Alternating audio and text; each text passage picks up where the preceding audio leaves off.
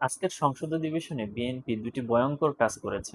একটি হচ্ছে যে তারা স্বাধীন বিচার বিভাগ প্রতিষ্ঠার যে দীর্ঘদিনের বাংলাদেশের মানুষের আকাঙ্ক্ষা, সেই আকাঙ্ক্ষার বিরুদ্ধে অবস্থান নিয়েছে। আরেকটি হচ্ছে স্বাধীন মানবাধিকার কমিশন প্রতিষ্ঠার বিরুদ্ধে বিএনপি অবস্থান নিয়েছে।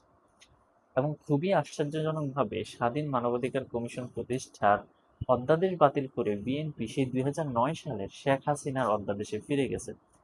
শেখ হাসিনা খারাপ, কিন্তু শেখ হাসিনার অধ্যাদেশ বিএনপির এত যে মজা আমরা আসলে আগে বুঝতে পারিনি। এবং স্বাধীন বিচার বিভাগ প্রতিষ্ঠার বিরুদ্ধে বিএনপি আজকে যেভাবে নগ্ন হস্তক্ষেপ করেছে, এটা আসলে ইতিহাসের পাতা একটি কালো অধ্যায় হিসেবে লেখা থাকবে।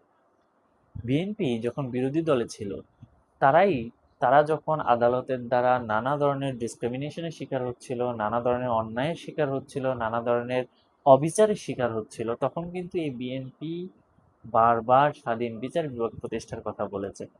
এবং আপনি যদি বিএনপির ম্যানিফেস্টো দেখেন কিংবা বিএনপির যে 31 দফা দেখেন, সেই 31 দফায়ও ওই স্বাধীন বিচার বিভাগ প্রতিষ্ঠার কথা বলা আছে এবং স্পষ্ট বলা আছে যে তারা যদি ক্ষমতায় আসে, তাহলে তারা বিচার বিভাগকে স্বাধীন করবে এবং একটি স্বাধীন সচিবালয় প্রতিষ্ঠা করবে বিচার বিভাগের জন্য, যারা স্বতন্ত্র হবে। কিন্তু বিএনপি আজকে সেই অধ্যাদেশটা বাতিল করে দিয়ে আবারও বিচার বিভাগকে পুরো একটা পলিটিসাইজ করার চেষ্টা করলো। এবং ফ্যাসিজম উৎপাদনের যতগুলো আসলে ওয়ে আছে, বিএনপি আসলে সবগুলো ওয়ে টিকিয়ে রাখার জন্য সংগ্রাম করে যাচ্ছে রীতিমতো। এখানে বিএনপির স্বার্থ কি আমরা জানি না।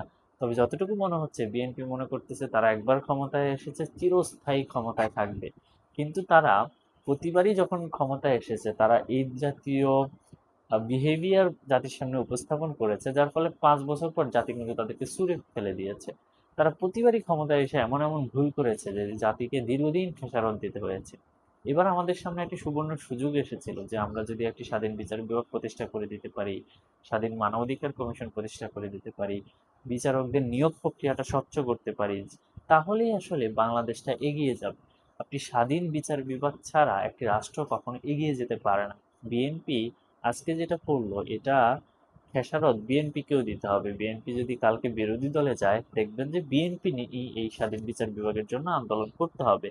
কারণ স্বাধীন বিচার বিভাগ প্রতিষ্ঠা ছাড়া একটা রাষ্ট্র কখনো এগিয়ে যেতে পারে না।